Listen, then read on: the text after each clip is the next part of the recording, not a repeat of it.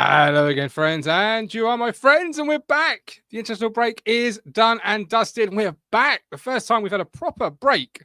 I say talking town, that is, not had any shows across the international period. The first time we've ever really done that. Hope you've missed us.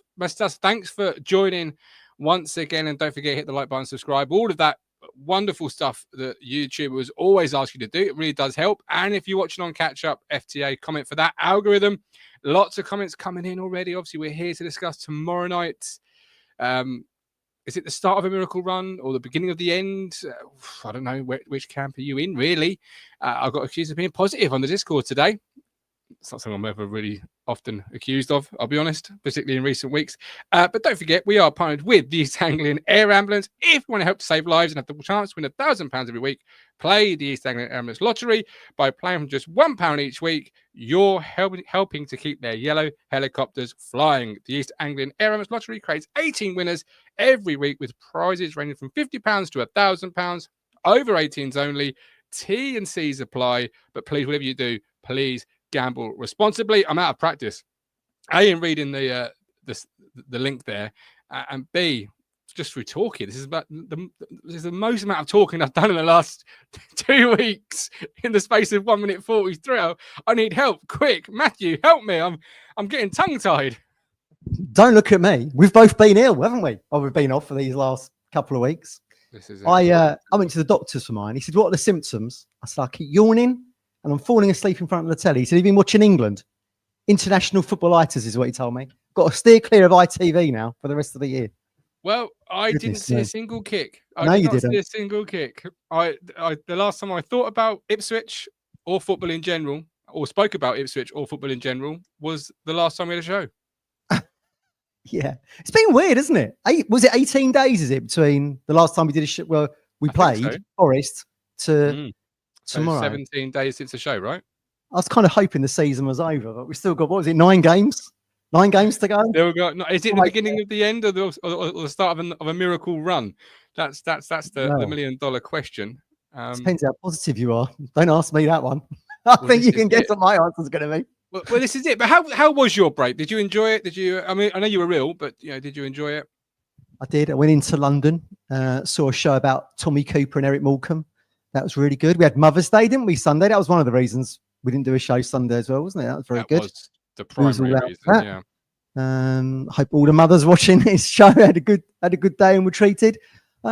Good, yeah. You was on a Star Trek marathon, weren't you? Or was I'm not supposed to reveal that to everyone watching? You can reveal what you like. I am a Trekkie. I don't mind announcing that to the world. Is that better than Star Wars? I'm not really into sci-fi. Is Star Trek better than Star Wars then? I wouldn't know. I've never really watched a minute of Star Wars. I've seen the Phantom Menace, I think, once. That was that was enough for me. That was enough for me. I've not seen really any of the recent ones. That's a few years back now, isn't it? But, yeah, a few years. I had a nice break. Thank you for asking. Not that you did. We're back, ladies and gentlemen. We're back. It's a one-man show. Look, I'm just here to press the buttons. But other than mentally and physically not being too great, I had a good break. It was nice to disengage. Your Saturdays weren't ruined. And see, I have been watching Star Trek. Disengage. It's a new word, ladies and gentlemen. It's a new word. You sure that's from Star Trek, or was that from a Mark Ashton interview? It could well be. We had one of his a Mark Ashton interview pop up. Well, not an interview pop up, but it was an article with your best friends at the local newspaper. Hold on a minute. What? They had an exclusive? Fair play to them. About time. The first one this season.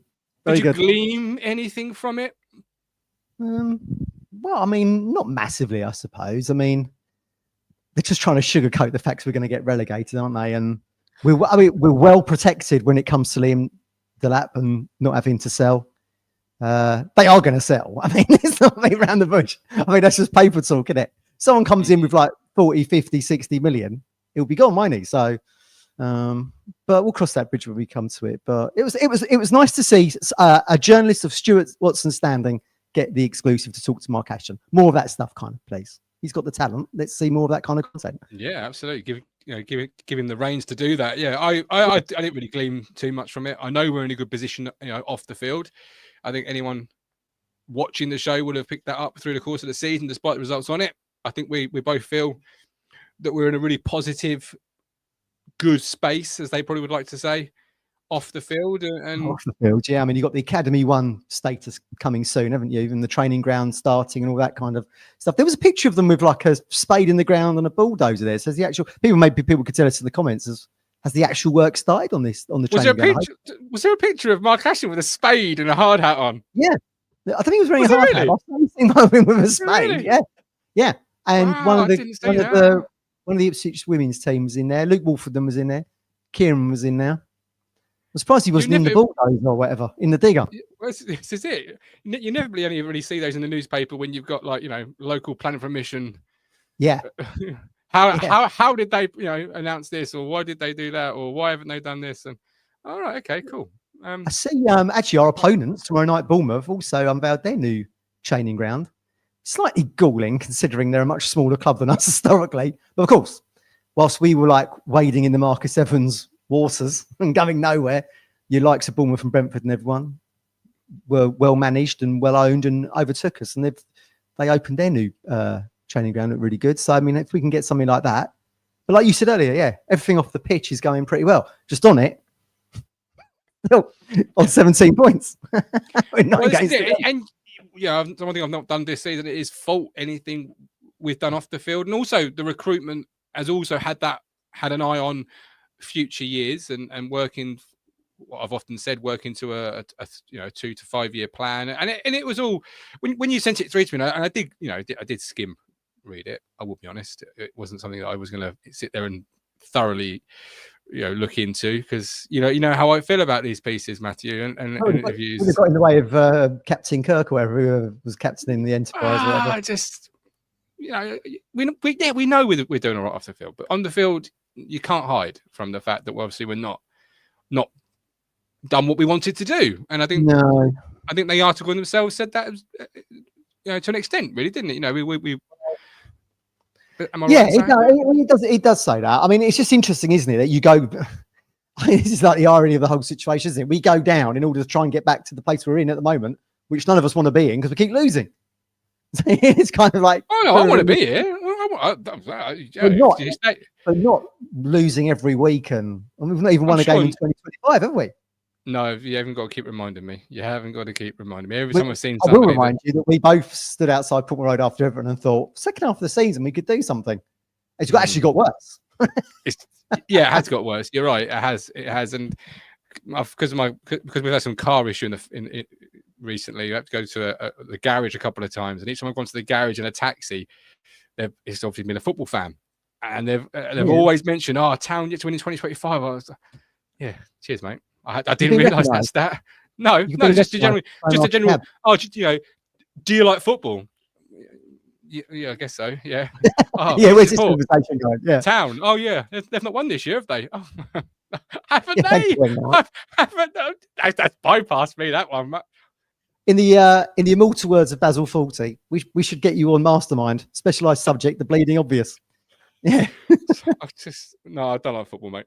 Don't like football. All right, moving it along. Anything else? You sent me something this morning, and I know it was April the 1st, and I thought it was a bit of an April Fool's joke, but apparently it wasn't.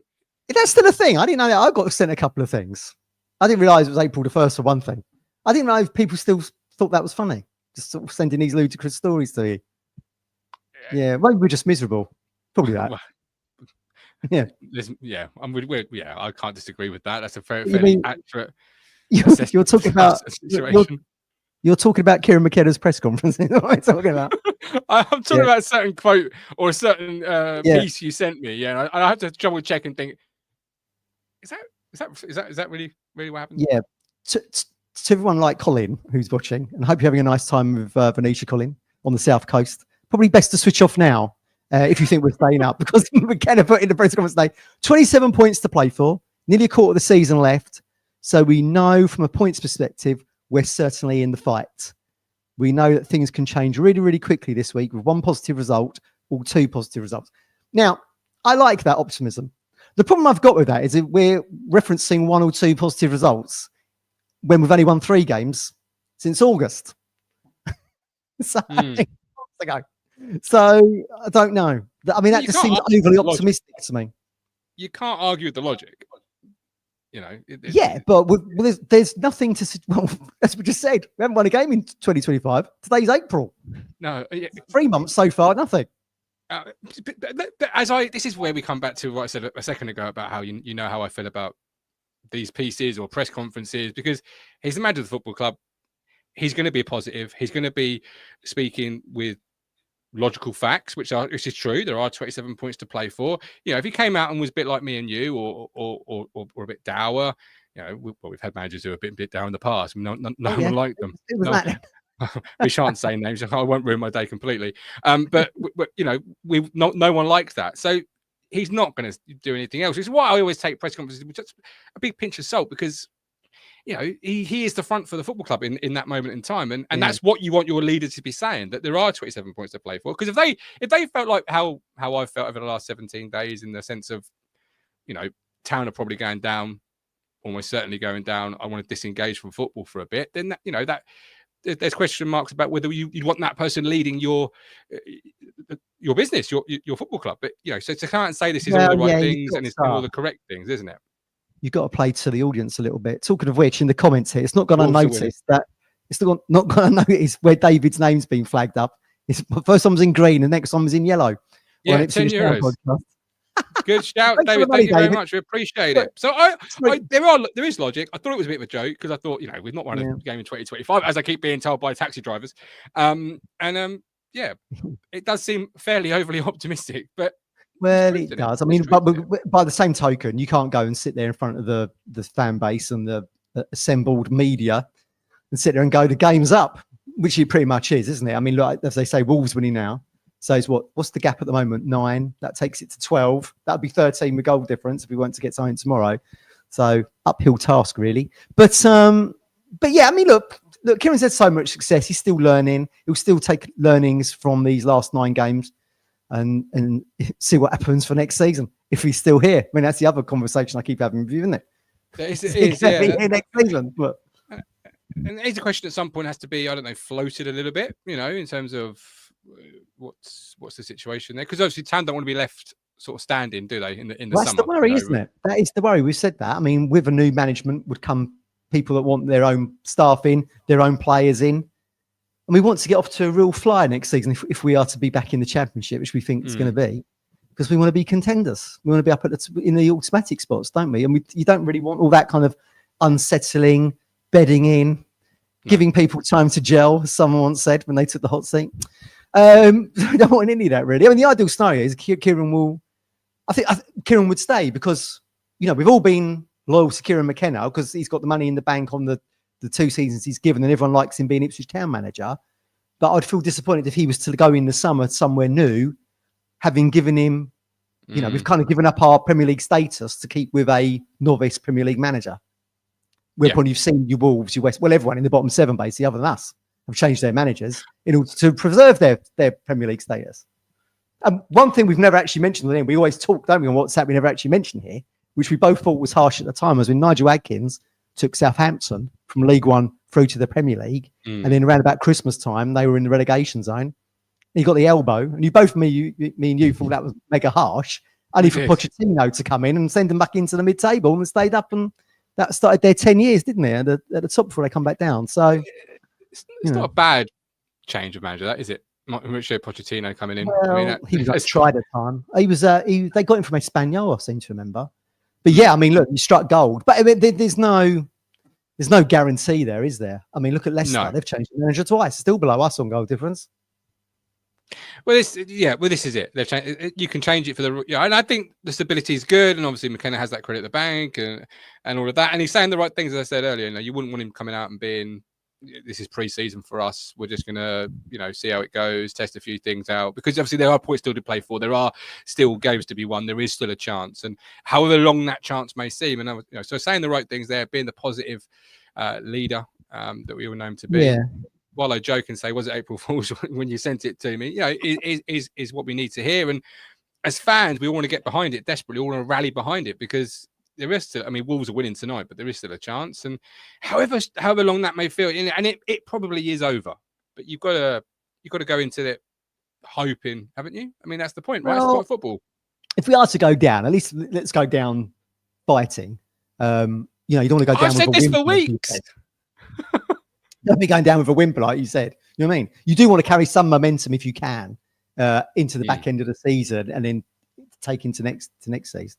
Absolutely. I think Sam Morsey he did the media today as well. They were talking about the fact he had to give up the captain's armband when he sat on the bench to O'Shea. That was quite interesting. But he actually made a really good point here. He said there was a time in the season where we were really competitive. We won a couple of games and every game was a tight one. We need to get back to that, which we can do. We're refreshed. We've taken stock.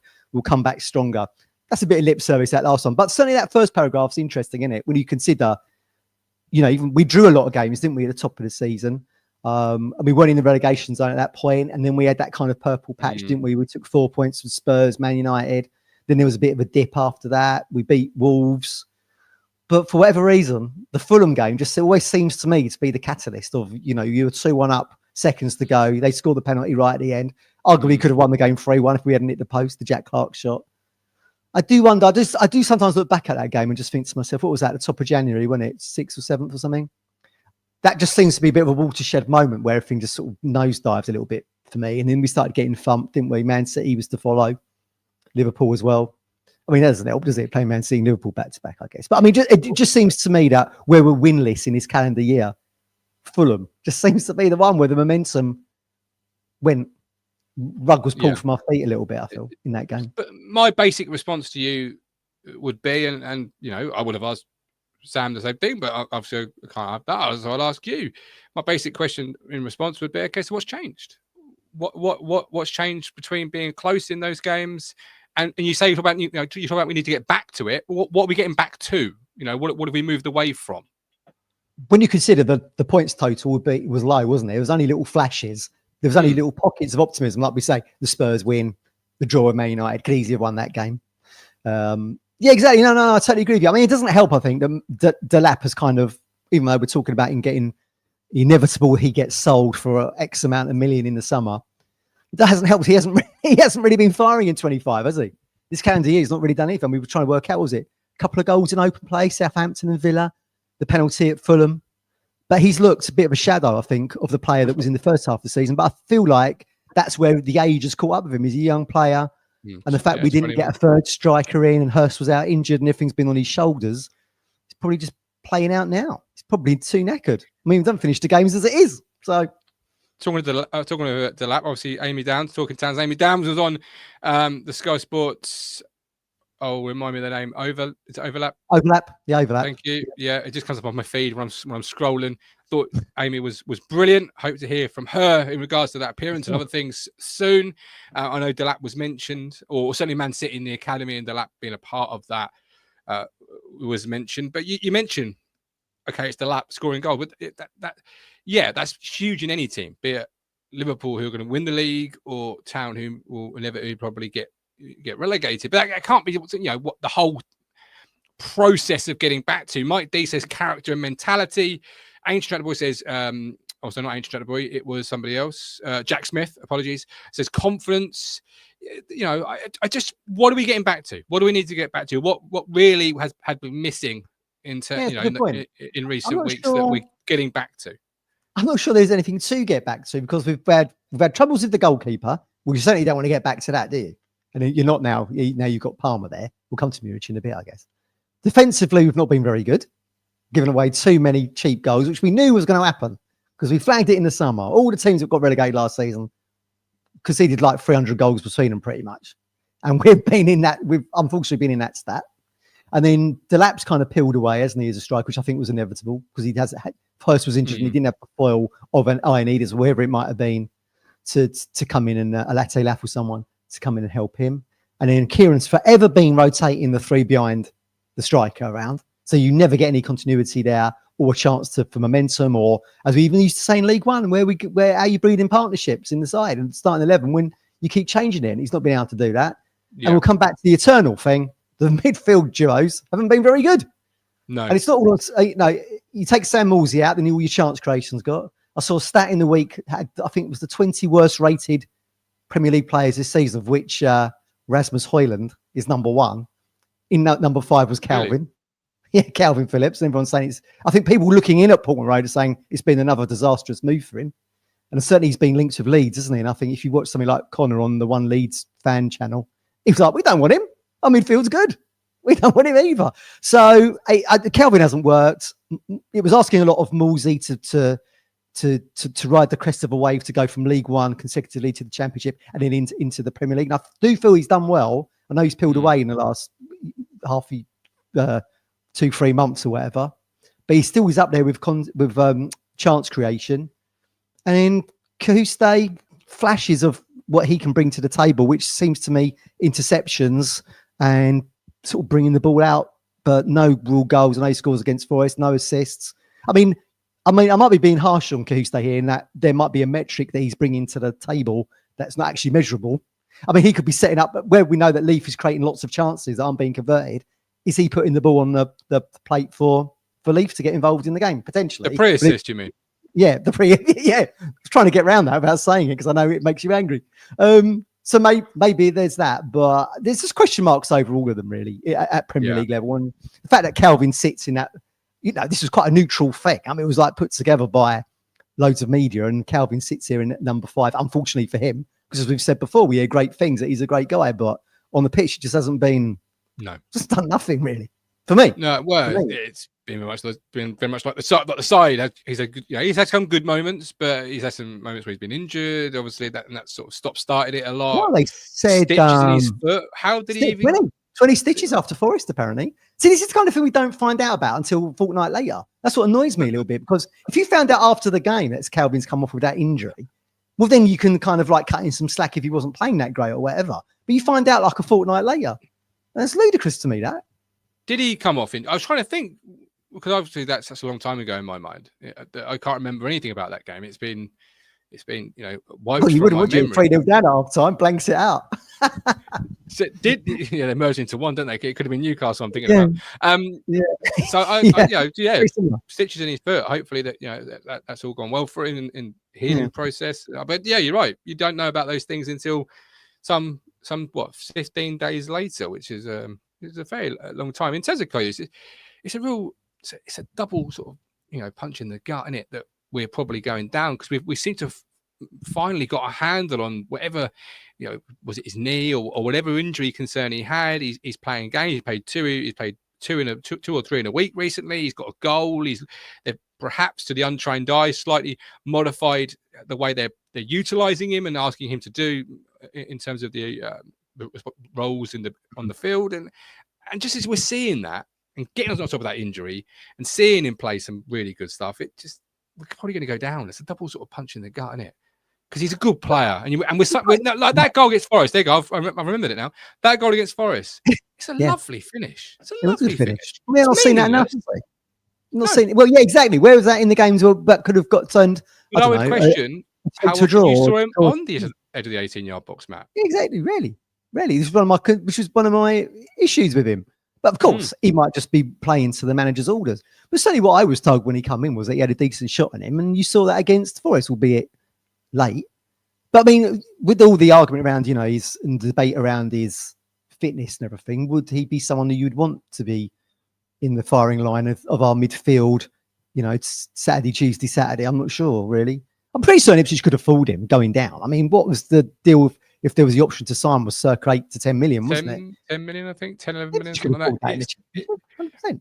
Well, it's whether or not he's got, suitors. And I think one of the promoted sides would probably be viewing him as a player they could potentially have that loan agreement where you loan him and potentially buy him in a year. Or I think he's done some really good stuff that warrants more Premier League action. I don't think it's going to be here with us. But Alex Steele says confidence went at Fulham away. Jack Clayton, the post two silly pens given, would have been back-to-back wins. Sammy gets injured for like a loss at the time. I do think confidence is something that you need to get back to, which obviously means you can't really in season get back to. And I was always fearful of this when the defeats kept mounting up, that you lose that invincibility that you built up. Like this time, on this day last year, we were obviously screaming a Sarmiento last-minute winner, but that was a momentum way, but equally that was invincibility that the club was building, and we couldn't be beaten. We refused to be beaten, and it's just it's the season, isn't it?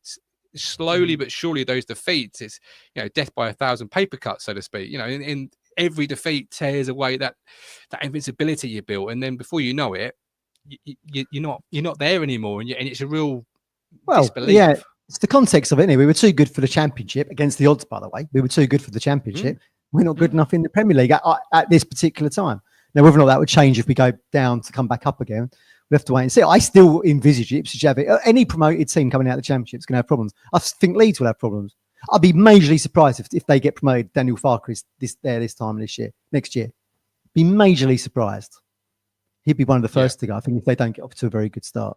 I think it's going to be really difficult for them. I know they come with a big name, but whether or not they can compete on the pitch, we'll have to wait and see. Good luck to any team coming up from the Championship Football League, because we want to see people buck the trend. I was hopeful it would be us, but it's not looking like it currently, is it? Unfortunately.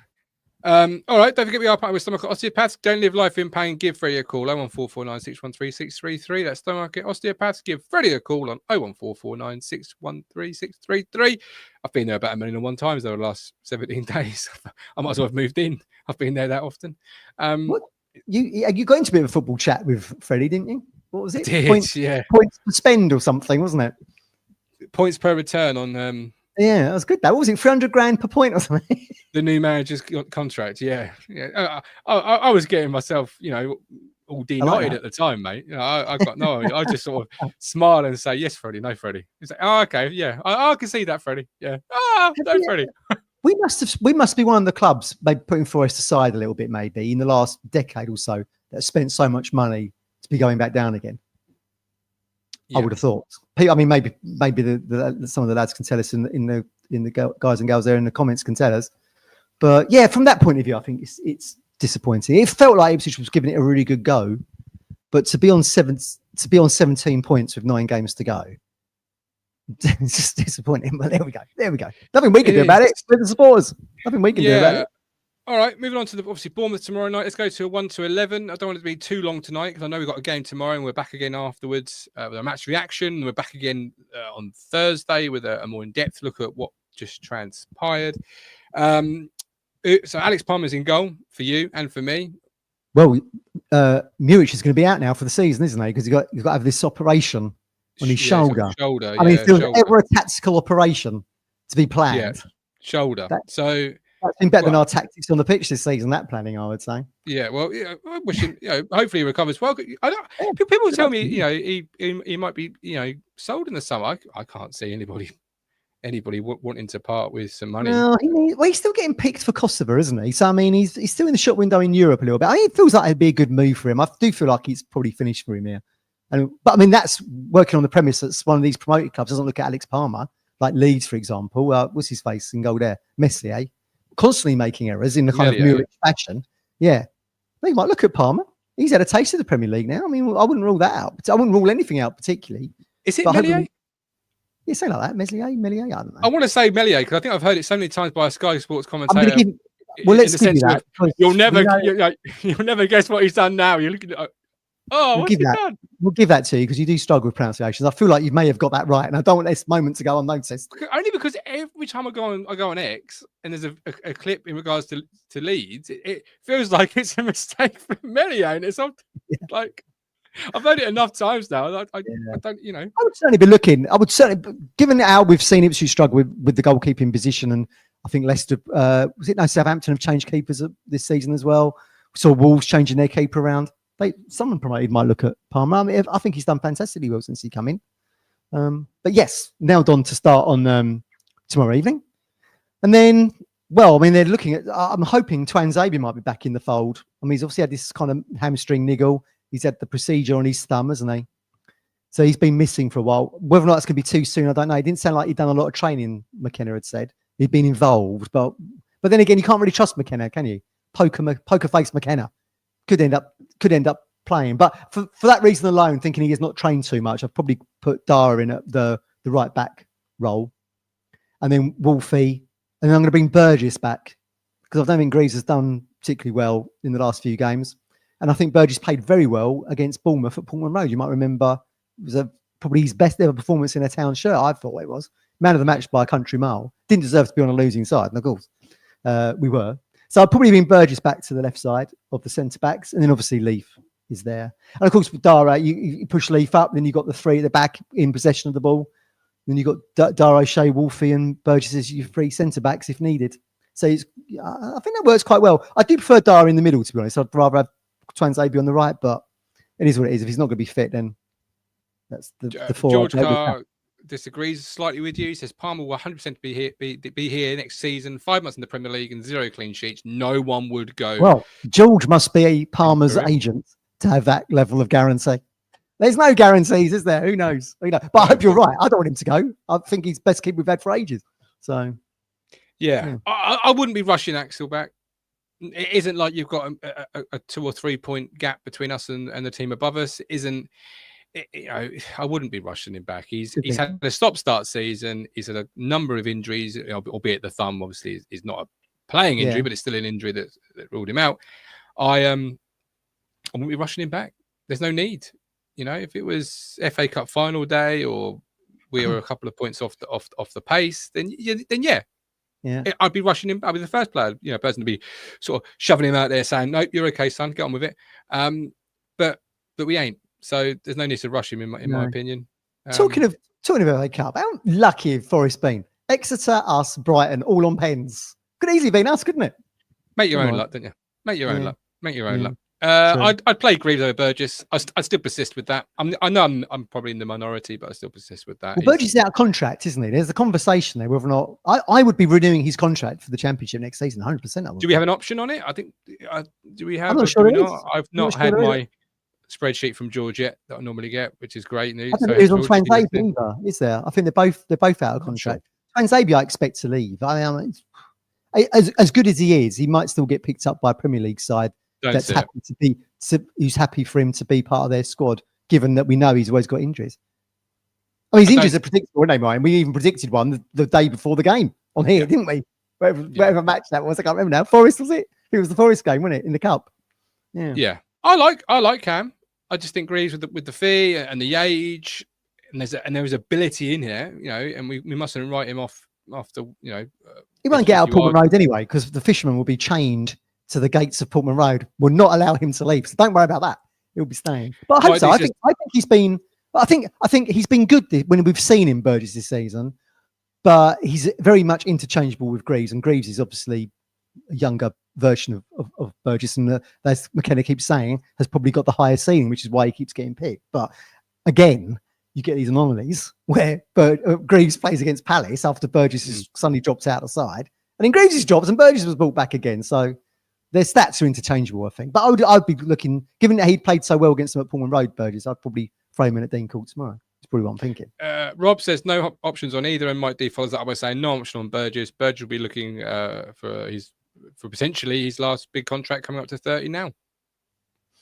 Okay. Well, he's still got some years in there, hasn't he, Burgess? I mean, it's whether or not he feels like he could go off and be a regular starter rather than be, in and out of the side with Greaves. But I don't think Greaves has done enough this season for anyone to sort of say we'll take him into the Premier League for next season. I can't see that particularly. Yeah. Okay. Anyway, on to the midfield. Who are you playing in midfield this week? Well, I'm bringing Morsey back in. Okay. For the chance creation alone. So he comes back in. I really liked him and Taylor against Bournemouth at Pullman Road. I thought they played really well. And of course, what I like about Taylor is everything that we've said Cahuste doesn't do, in that he actually gets on the edge of the box and there's a go. That's a shot. Which is ironic considering, going back to the penalties, it doesn't put his foot through the ball, does he? Against Forest for the pens, the placement. And he did that against Wimbledon, didn't he, in the Carabao? Missed both. Yeah, he's got a rocket of a shot on him, but just weird. So I would have Morsey and Cahuste most probably. I think that has been the pairing that's garnered us the most points this season. And what do points make? Prizes. So we need the three, don't we, tomorrow? So we might as well just go with the duo that has got us the most points this season. But there's also a part of me, and I've said on the show previously, whereupon I do feel like we're going down. Therefore, Morsey and Taylor, it'd be nice to give Taylor some game time to give him momentum going into the Championship next season, where he could find himself as one of the starters. It's funny because I was literally just thinking the exact same thing. In the same way we were saying earlier about the question in regards to McKenna and how it'd be nice to sort of get that addressed as soon as you possibly could, etc. Yeah. The same way, if you know you've got no chance of securing Cahuste the next season, there will come an event inevitably, surely a point where you say, okay, well, we've got to start getting some minutes for development into be it Jack Taylor or looking at whatever really. You know, but we're not there. We're not at that moment in time just yet. There's still 27 points to play for, and there's still plenty of football left to do. Might Dean Morsey the chance create. I know it does make me laugh every time you do say it, mate. Never thought we'd living in that world. This is where you buy Jack Clark, you buy Jaden Philogene, you've got Amari Hutchinson, you've got obviously Chapman injured, but Morsey is the chance creator. I mean, that's just if you said to me in August, that's what a sentence you'd be saying in April. But he was in the Championship. I mean, people need to look at that. They're looking at him through the wrong lens, I think. You know, there's been like an agenda, isn't there, or a little narrative playing out since Christmas. And I think Morsey went off the ball after the Man United game. So what was that? Mid-November, it's around your birthday, wasn't it? Mid to late November. November. I do feel, and you could draw a line from that to Fulham, where he gave away that daft penalty to get them back in the game. And so I do get that. And I was critical of him myself, but I do think our midfield is different. And I think we play differently when he's there. A, he's leading. B, he drives forward with the ball. Both things that. And actually puts it into dangerous areas that could actually get us a chance when goals have been few and far between, which I don't think you see. Well, certainly don't see Calvin Phillips do it, and rarely would you see Cahuste do it. I mean, they are the thread, aren't they, between those two banks, the attacking bank and the defensive. It's got to come through that middle. And I think Morsey is head and shoulders above everyone else when it comes to that. And, you know, we've got to go with the players we've got. I feel like he's probably the best option. I would say head and shoulders above the other options. He's head and shoulders above everyone in our midfield this season. The stats bear it out. Have you seen Phillips put the ball over for that assist that he did for Davies's goal against Leicester? Now, the criticism of Morsey there is he hadn't done that enough. Because you used to see that crossfield ball, didn't you, in the Championship quite a lot. You don't see Cahuste or Phillips do that at all. And that's one piece of our Arsenal that's missing, which is why we're sitting in the bottom three, everyone. Okay. The front three behind the lap? Well, get the old bingo balls out. Who knows what this is going to be? But I actually think this was the three that started against Forest, wasn't it? I'm going to go with probably Amari, Enciso and Jaden. But whatever three he's going to play them in what positions, I don't know. I mean, my own personal preference would be Amari on the right-hand side, Enciso in the middle behind Delap as the 10, and then Jaden on the left. Because in the international games, I should say, Jaden for the 21s played really well in 2 games and scored. And was picked by Lee Carsley, fresh out of having the England caretaker on the left-hand side. Yeah, in club football, McKenna's playing him on the right. And he said in the presser today, oh, well, you know, we've got issues on the right-hand side and we know he can play there. And then he kind of says, well, he can play on the left. And you might remember his debut at Liverpool was on the left as well. But it just seems very odd to me that an international manager picks him on the left-hand side. Someone who's managed England picks him on the left-hand side, which I think is his strength. Yet we put him on the right when Amari could go in now. I find that odd. That's one, and again, that's something else that's not explained to us as supporters. Well, he kind of explained it there, didn't he, McKenna? In that he sees him as he can play on the right, he can play on the left, sees him as that player you can play the position. We have obviously got injury concerns, on that right hand side, but yeah, I mean, Liam Rosenior obviously played him on the left for Hull.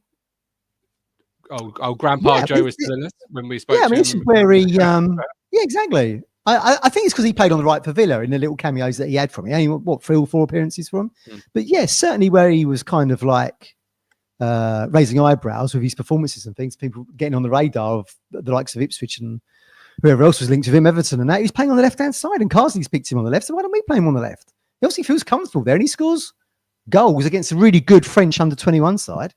I don't know. It's an interesting one, isn't it? In the sense of obviously tracked him for 2 windows, and if you needed a right winger, you're telling me there wasn't a single other right winger that you could have brought in the window. Morgan Whittaker was one that we kind of. If it was a right winger, you were if you were thinking right, I need a right winger. Surely an actual right winger would have been the preferred choice as opposed to a player because you were overloaded for left. You still are. You've got Jack Clark, you've got Nathan Broadhead. That's 2 players. You've got Enciso, who McKenna seems to think can sort of play on the left role. At that point you didn't know how severe or perhaps you did, I don't know, but how long Sammy Schwanix might have been out for. Just if for me, Somebody played on the left, yeah. maybe I'm not. This is why I'm a podcaster, not a football manager. If I needed a right winger, I probably would have gone for a more natural right winger as opposed to a player who can play on the right, but he's probably a left winger in his preferred position. Yeah. It is weird. Personally. I mean, if you are talking right-sided players, then I'm surprised they went for Ogbenny, really. I would imagine there was... Well, I would have said Morgan Whittaker's better than Ogbenny. But let's give Ogbenny a chance when he comes back, I mean, in the Championship next season. But Morgan Whittaker ticks all the boxes, didn't he? I mean, just think back to that goal he got for Plymouth in League One against us at Pullman Road, where he's on the right-hand side, cuts in, absolute worldie with his left foot. I mean, that's what McKenna likes, isn't it? Players cutting in, like Amari, right-hand side, cuts in, left foot shot, top bins. Away you go. I mean, Whittaker ticked the boxes, but... And that's not me criticising the player, by the way. It's not the player's fault where he's played. He plays where he is told to play. He's told, yeah, absolutely. I'm criticising if you needed a right winger because of injuries, and you did. But as Mike D says here, Matt, and maybe we did get blinded by our pursuit for one particular player. But then again, that's also you mustn't get blinded by a player. You must obviously keep the options open. And I don't know anything about or much about the player. That I know we tried to watch him. I tried to watch him a couple of times when Borough were on. But... Yeah, he's on loan from Liverpool, wasn't he? That Ben Doak. I mean, as Mike rightly says there, Whittaker can't get in the Borough starting lineup either at the moment. I mean, when around the transfer window, I think he had a broken toe or something, or broken bone in his foot or something. So I mean, these kind of mini little injuries can derail players, can't they? But they can. It'd be good to get. It'd be good to get Benny back next season anyway, because, as I said to you previously, the best we've seen of him was the Republic of Ireland against England on the telly. So I like Benny. I think rapid, looking forward to seeing him back next year in the town shirt, regardless of what division we're in. I think he'll be a real asset. He was becoming an asset. Sadly, just real. At the moment, he got injured. Sadly enough, the Brentford game, wasn't it? Which was September, October time. Yeah, October maybe. Yeah, we haven't been helped, have we? Injuries have hurt us. They've hampered us real I mean, I suppose when you start the season as an underdog, injuries doesn't help, does it? You need to get lucky with them. But everyone gets injured. I mean, look at Spurs. Well, I mean, Postecoglou will say that, won't he?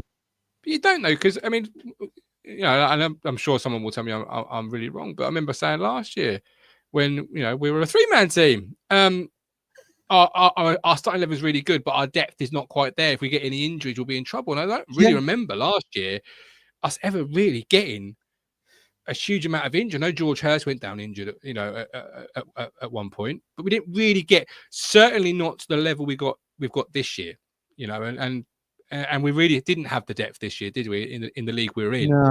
No. We've had that heavy, unlucky injury bug.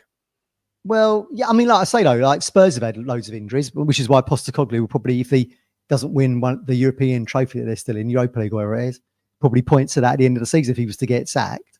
But, we didn't really have it in the Championship. We had the squad depth in the Championship, didn't we? But I think probably you'll see more injuries for a side that is predominantly come from League One. I mean, look, we've started some games this season with 5-6 players from the League One campaign in there. And then you pepper that with Championship players, parachute them into the Premier League, where the game is played at such an elite level that the toll on your body is going to cause you an injury, be it on the pitch or in training. So, I mean, I suppose it was part and parcel, really, when you're not used to that style of play, that level of performance week in, week out. Yeah, true. David's gifted 5 memberships. David, thank you very much for your kind generosity. Come aboard if you are lucky enough. Saturday, David. Yeah. He's coming over Saturday for the Wolves game. I don't select who gets these memberships. So if you are lucky enough to be being given one by the YouTube algorithm, then come aboard. Discord's open for you. There's a match chat now open. That'll get busy till this time tomorrow when we're discussing. Sharon's got one. Sharon's got one. There you go, Sharon. See you in the Discord, Sharon. And, Sharon can be a moderator. Needs it. And does it? Only joking. And thank you for your kind words earlier, Sharon. All right, we'll do score predictions, and then we'll get ourselves out of here. Well, it's going to be another toughie, isn't it? I mean, I don't think Bournemouth have won a game for 6 games out in the league. They won obviously in the cup and stuff, and then got beat by Man City. I don't think Kluivert's going to play. There's an injury concern there. I think he's their top scorer. I still think they'll have too much for us. I think they'll probably beat us 2-0. 2-0. I'm going to go for 2-0. I hope we put in a good performance. I mean, like we say, even if we're going to be losing games, at least let's go in there and give them a good game. But I think they'll be too strong. They've got too much at stake. They're trying to get into Europe for the first time ever, aren't they? Yeah, currently it's 1-0 at half time in the game. Is it at Molineux tonight? Yeah. Yeah. 47 minutes now played. So you can rely on West Ham, can you? Never rely on West Ham to do you a favour. I mean, I can guarantee when they rock up at Portman Road on last day of the season, they'll probably beat us. Just be typical when they're ordinarily on the beach. But I mean, they're one above Wolves, aren't they? They've got double our points, West Ham, and they ain't that great. Which just shows you what the levels are like. They've not had a good season at all, but they've got double what we have. George says, don't think the injury situation is at least in part because the difference in level in the Premier League, which Matt kind of said already. Yeah, I think we both agreed with. Yeah, I think the difference, the elite level. I think Russell Martin said. Yeah. Did he mention the something about what surprised him was the off the ball, on the ball relentlessness. Yeah, it was all that, wasn't it? I think what else surprised him was the fact that the mindset of his players. I think they didn't really see themselves as Premier League players. That's what he pointed to as well. Yeah, I didn't see the full Monday night with him. I've just seen little bits and pieces, but from memory, I think he said something along the lines of, off the ball, on the ball, the relentlessness, the what you have to do at this level. 1-1 says David. Colin says 2-1 Town. Of course, he's going to say that. Yeah, he's a Town fan, and B, he's made the trip down. Chris says 2-0. Colin's predicted us to win every game this season. We'd have won the Premier League by Christmas if Colin had been in charge. If only he had been. Yeah, I love these two people I'm about to mention. I absolutely love them, David and Colin. Colin's predicted us to win every single game. If it had his way, we'd be top of the table by a country mile. And I don't think David's predicted us to win once this year in our conversations. So if we had, we're 18 points better off than where probably David even thinks we should be. A good team. Yeah, I love them both so much. Didn't get David on the camera. David, we're going to thrust you onto the camera Saturday. Yeah, love them both so much, but it's sadly we just can't find that middle ground between the That's the beauty of football sports, isn't it? Both watching the same team, you've both got a different way of looking at it. Yeah, there you go. So that's what football's opinions, isn't it? Chris Boy says 2-0. Lynn says 2-1 Town. Greg says 2-2. George says 3-0 Bournemouth. Sorry about zero optimism in me after recent weeks. And Trevor says, how many points did we get in the 2002 relegation? 36, something like that. Was he 36 maybe? I'll tell you what, I'm just going to quickly Google it before we leave. We lost 5-0, didn't we, at Anfield? I was there that day. We lost 5-0 at Anfield, didn't we, last day of the season? We did. Hang on, 36? You say 36? Yeah. All right. Leicester were relegated on 28. They were bottom. Derby relegated on 30. Town were relegated with 36 points. It was 36. Yeah, Sunderland fourth. Being mid-table with that now. Bolton, who beat us a couple of weeks before that, obviously quite heavily at the Reebok. They finished on 40. So we're 4 points away from safety. Well. 2 teams. That German kid got a hat-trick, didn't he? Like the first half hat-trick or something. Was it 4-0 down at half time? Did he? Yes, something like that. That was a long journey home. Yeah. Man, there you go. I'm sure we can look back at that season and say, if only we turned that draw into a win, or that defeat into a draw, or whatever.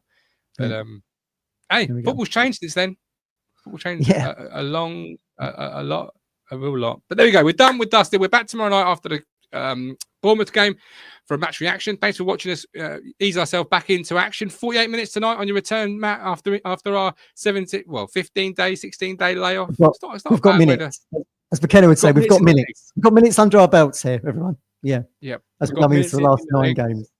And now we'll try and use the group over the next couple of days, in the next couple of shows. Obviously, keep it fresh and keep the minutes in their legs. But yeah, we've got minutes in the legs.